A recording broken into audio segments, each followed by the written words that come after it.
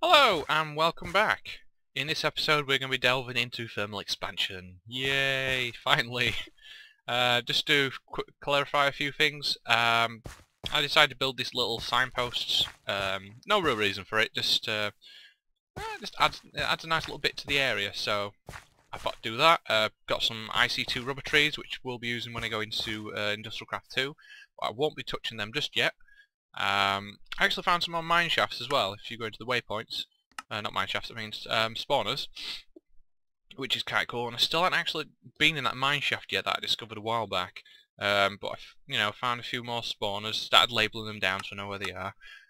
Just so, it's cool. There's actually quite a few different ones which I find quite interesting. Went through the Nether portal at one point, and, went to the Nether, got some, got a diamond pick and all that, got some obsidian. Went through the portal and then ended up all the way near over spawn with another portal, so I don't know if that's a bug or an issue or that's just the way it works, but I didn't come back out through that portal, which is a bit of a pain to be honest, considering I have to run all the way back. Good thing the spawn's not too far away. Right, so where to begin? We've got these machines here, we've got a few different ones, and this is for a couple of reasons. I was just going to just craft them and talk through how I've got them, but I thought I might as well just put them down and talk about them here. So, the first machine I'm going to start with is this one here with the hopper on top. Now the hopper basically is, if I actually go into it, it's something that's actually going to get put into Minecraft Vanilla. Obviously the same name, so this is probably going to get a different change of name.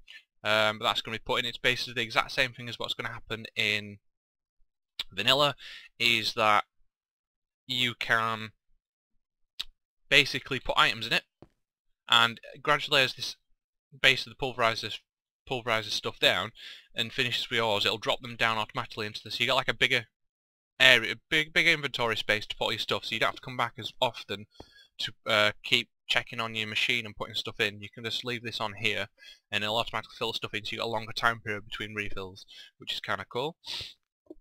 Again, this is crafted with a stone gear, a chest in the top and iron. Stone gear is basically a wooden gear surrounded with cobblestone, and a wooden gear is basically 4 sticks like that. Right, now the pulverizer. The pulverizer is a cool machine, especially in thermal expansion. Most of the machines here are actually quite smart, and I'll explain why. Now, what the pulverizer does, any ore you put in here, like iron ore at the moment, will get pulverized down and broken down into two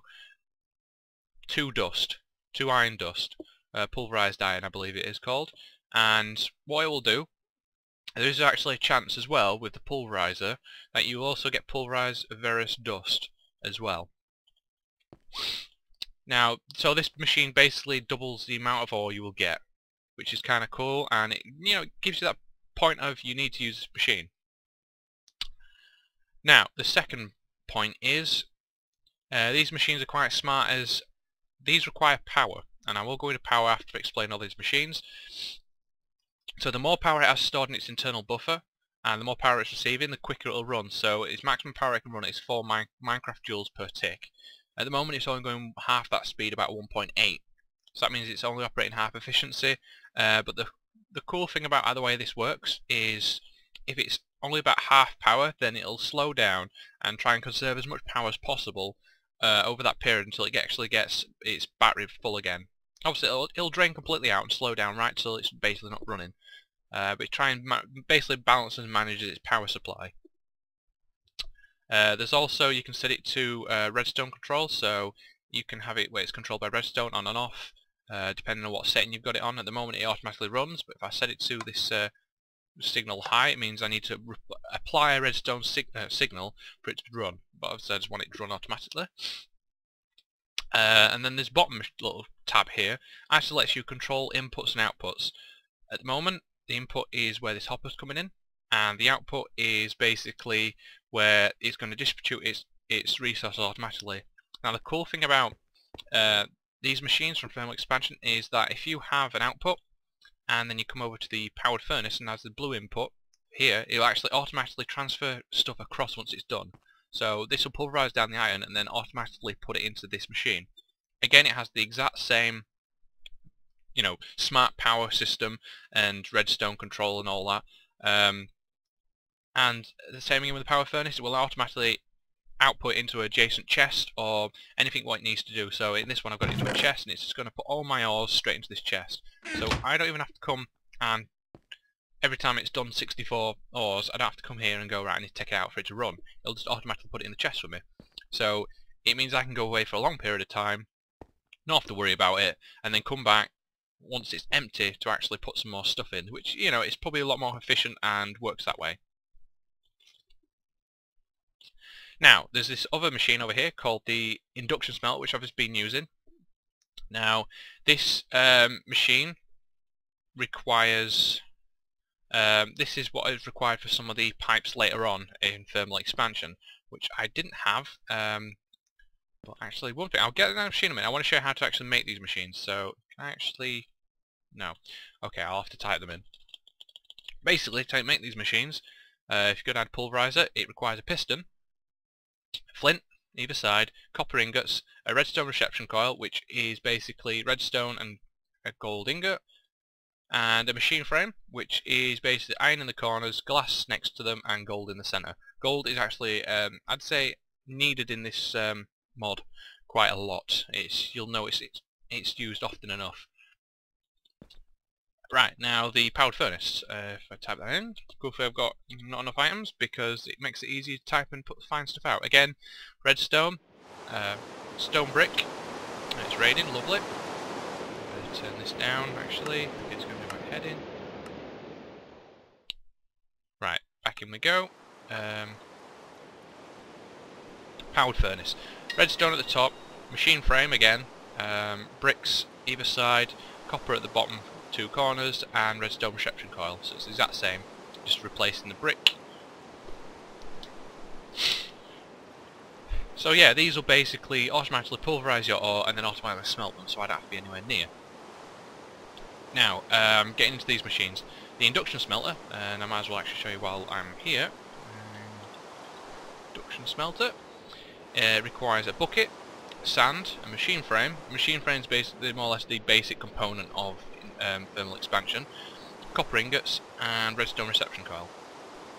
Now, this machine actually automatically smelts and doubles your ore at the exact same time, but does require sand to actually do that process. So, as you can see here, it's built in overview. Basically tells you you will get you put in 1 gold ore, 1 sand, and it'll cost 320 microjoules, and you'll get 2 gold ingots and rich slag. Now, I don't know what rich slag does. I've never really used induction smelters to actually do, you know, smelt and pulverize, whatever you want to call them, do my ores, because of the fact of you need a lot of sand, and I don't have really any sand nearby just yet. So I may get into that later on because it would skip a step.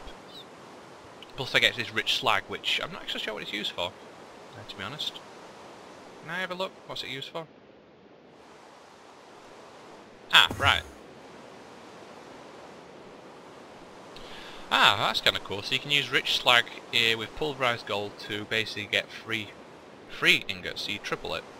That's not bad. I guess you need to build up a lot of rich slag though. This is required to actually make some particular... it's basically used to make liquiducts, and liquiducts allow you to transport liquid from place to place, but they do require hardened glass, which is from lead and pulverized obsidian. So I did need to pulverize fine obsidian, pulverize it down, and then put it in here with some lead ingots to get liquiducts. And these allow you to transfer liquid from place to place. Now, these liquiducts are also needed in the liquid transposer to actually get redstone energy conduits. Now, these are what I'm going to use to replace some other power cables I've got down below to actually power this machine, because it lets you more or less store your energy and not have to worry about having to run your machines all the time. That's how these are going. So it's not even too bad. Let's have a look down here. How these Almost, oh, they're more or less out of coal, they're running down these, and these are almost out of magma as well. So, basic power systems now. At the moment I've got these Buildcraft energy conduits, or gold pipes, let's have a look. Gold, I think they're called gold conductive pipe. There we go. Golden conductive pipes, which is basically golden pipe, which golden pipe is just gold either side of glass, gets you 8 golden transport pipes, and then you need to put redstone dust against 1 golden transport pipe to get golden conductive pipe. Now, the regular pipes, without the redstone upgrade, are just for transporting items, and the conductive pipes are for transporting energy using Buildcraft engines and machines. So you can see here I've got some engines, different types. Got 2, got the Hobbyist engine, which is this gold one, and I've got a Magmite engine. Hobbyist requires, it's a steam engine, so it requires water and coal, which I've basically more or less run out, so I actually need to get some more. Because you can see they're actually running a bit slowly. And I've also got the Magmatic engine, which uses lava to power. Now that's the reason why I've started to get the liquid conduits, because I do want to get a tank nearby with lava in it to be able to put automatically into the Magmite engines to keep them running, because you know these will eventually over time reduce the amount of lava you have, so you need to keep constant supply. And there is a cool system where you can use a pump in the Nether or some kind of system and transport them across through an ender chest, and then have them automatically put into a chest or tank, shall say, and then automatically put into the back of these Magmite engines. But as you can see at the moment, I'm kind of running out of coal, so I need to grab some more. I actually need to grab some more lava as well, so I better go do that. Where did my coal go? I'm actually just in the right place, wasn't I? These Hobbyist engines don't really use a lot of coal, to be honest. It's not, they'll burn through it quickly, but after a time you will notice that you'll have to keep getting coal constantly, which is, you know, it can be a bit of a pain. I'm just going to fill these back up. Oh.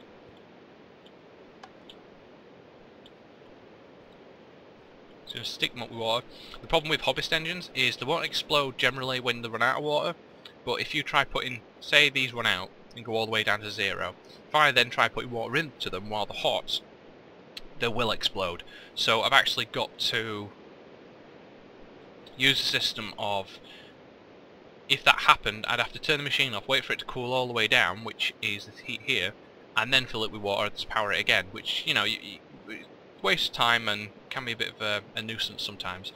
So I do want a system where I can just put water into them, but I do want to replace these with the Magmite engines because they're a lot more efficient and run at a lot higher output than what these Hobbyist engines do. I think these output like 1.9 megajoules per tick, while at full capacity these will output at 4 megajoules per tick. So they seem a lot more efficient. Now, what I'm going to do is I need to get a few items. I need to get a tank, which is from Buildcraft, which is based on glass in a circle, and that gave me a tank. So I need to grab one of them. And basically I'm going to put the tank down, I'm going to grab loads of buckets of lava, and then come back and fill that tank up. Again, it's going manual at the moment, but I'm hoping a full tank of about 4 high will actually keep these engines running for a while, so I have to run them, especially when it's only 2 of them.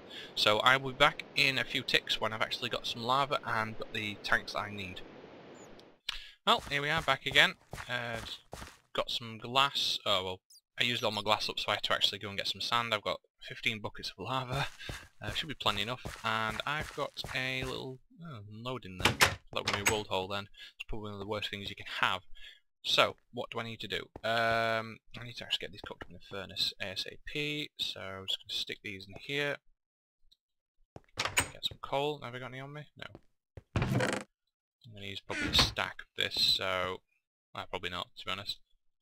I just need 8 in each. I'm quite efficient on my coal when it comes to furnaces. I only really smelt stuff or cook stuff when I actually need to use actually 1 coal for 8 pieces, so It can be quite very resource sufficient when it comes to that kind of stuff. So, buckets of lava. Now, what do I need to do? So, I need to get this hardened glass, and then I need to turn these into liquid conduits, liquiducts, shall I say, which require copper. Well, I've got plenty of copper. Let's get these turned into some liquiducts. So, what's doing there? Bit of a little bug there. Copper.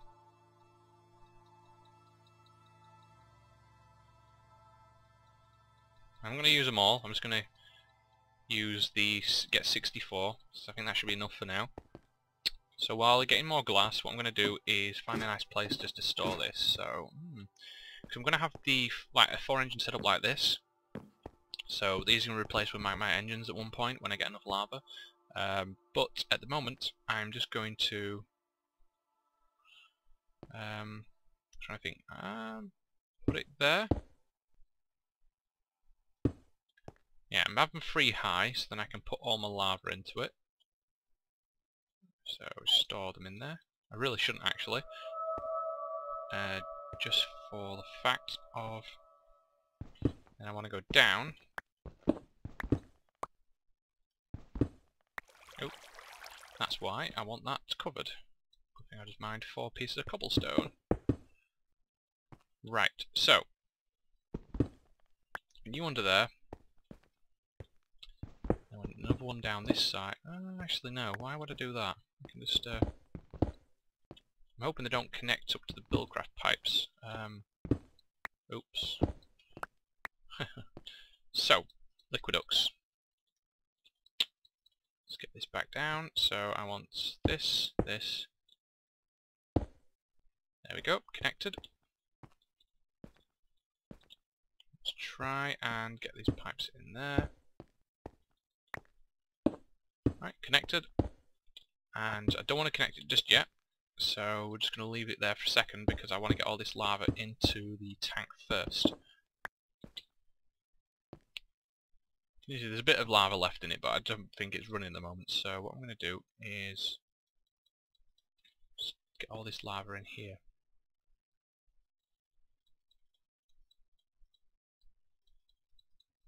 I actually think I've well, these hold quite a lot of buckets, these. Right, so get all this lava in here. Wow, that's quite a lot of buckets, that. I'm not actually sure how much each tank holds. I think it's like 20 buckets, give or take. But I think as soon as I connect this pipe up, it should automatically distribute it down. No, I need to hit it with a wrench. Where's my wrench gone? It's upstairs.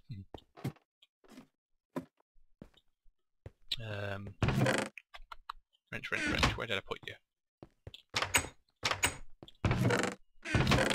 There it is. I actually got rid of some of the inventory just so I could actually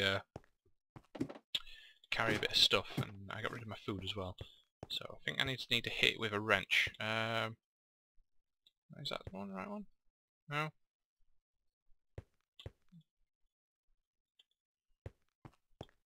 Damn it.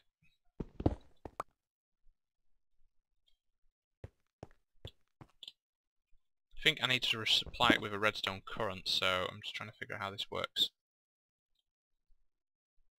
Do I need a lever? That lever? Where's my levers? Run backwards and forwards into the storage area. Give me a lever. I think you do need a redstone current to actually activate some of these pipes, especially when they want to distribute them out of the pipe. There we go. Filling up? No, I need to actually turn that one. Turn that one. There we go. So you see these are full power, and this one's not running. I put it on a high, that's why. There we go. So these are now running, and they're automatically getting provided with lava from this tank through the liquid conduits, and this will keep them supplied with lava. Now I can get rid of these 2 engines if I feel like it, but I'm going to let them run for a bit because I'd want to use that last bit of coal. So what I can do is have a line of tanks here, here, and here. So I want a fair supply of them, so then at least if I run out of lava, I'll have enough to be able to find some more. So that's kind of cool. See if we've got some more glass. Oh, we do. Oh, and you. So how many more do I need? Did I put it 3 high? I think I did. Yeah, 3 high, so I want to have 4 more, so I need 9 total. I can just use the project table, but I could skip on that. Project table's probably a lot more useful for it, but we'll do with this for now, so 8, 1 more will do. 9, there we go. Got a stupid spider on my roof.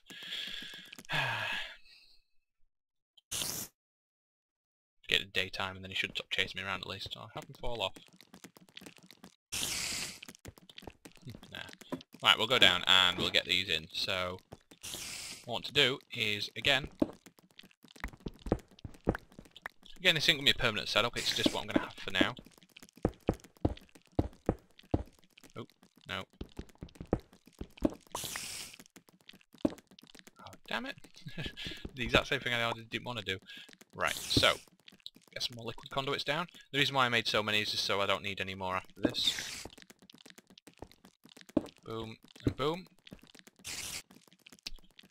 These will not automatically connect with stuff with lava in them. So if I whack it, it should automatically distribute them all now with lava, which is kind of cool.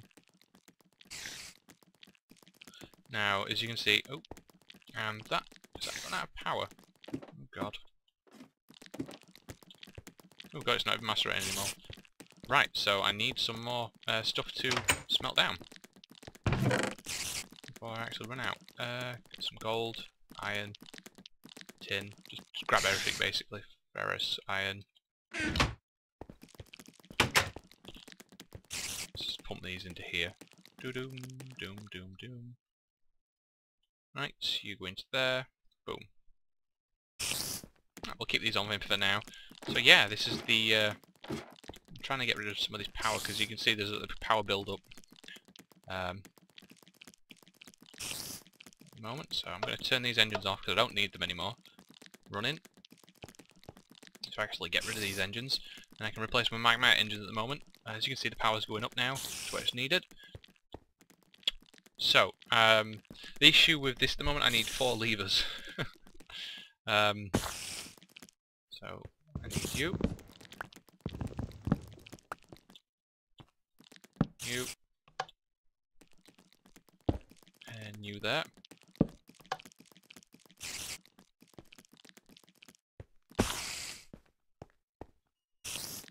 There we go. These provide a nice decent amount of power as well, so as you can see they're at 1100 degrees, but they're outputting at 4 megajoules per tick, so these double the amount these got, so I can actually just get rid of these now because I don't need them anymore. And I can replace them with my engines. Obviously I don't want them running just yet. You know, I could just have 1 for now. I always like to get more power than I need, so when it comes to the point where... Did I actually have an extra 2? No, I don't think I did. Let's just stick these all in here for now. I really need a tool bag. Now, actually, one last thing I'm going to make, hopefully, which requires this, is a canvas bag. Now, a canvas bag is, I'm trying to think, is it a stick in the middle? 4 string like this, a stick in the middle, and you get some canvas. Now, if I shift click and get 8 of these, and then put 8 in a circle like this with a hole in the middle, you get a canvas bag. Now, what I'm going to be using this for is it provides a chest inventory. I think it's equivalent to 1 chest. And what I'm going to use this for is putting my tools in that I'm not actually using at the moment, so my diamond pick and my sword. Just anything that I'm not going to be using just yet, so then I don't have all this stuff on. So, you know, stuff for projects I'm going to be building as well, so if I can store all these buckets in there as well, so anything that I don't need, but I probably will be using, I can actually put in this chest, a little bag here, and it'll actually be cool as an inventory. Where's my food gone? Gimme. Right, so I think I'm going to call it here. I've got this stupid spider running around, I'm going to deal with him, and then we're going to call it an end. Come on. Yeah, supposed to attack me in daytime. Right, so yeah, that is the basic introduction to thermal expansion. I hope I introduced it well enough. Did I show the liquid transposer? I think I did. If not, leave me a comment, let me know. Yeah, actually it's the same size as the chest inventory, that's kind of cool. Let me know what you think. If I did miss some off, let me know, and I'll obviously go over it in the next video. If I haven't already recorded it by that chance anyway. So hopefully we're going to delve some more. I do want to refine my system a bit more. So I do want to get some of the energy conduits, because they're a lot more efficient than these buildcraft pipes, because you can actually store energy then in a little... but for that I need molten redstone, so I actually need to... a liquid transposer, and then I need to... I need something for the liquid transposer. I'm trying to think exactly what it is, but I can't remember, so I can do that between this and next episode. So until then guys, thanks for watching, let me know what you think, and until then, I will see you later. So goodbye.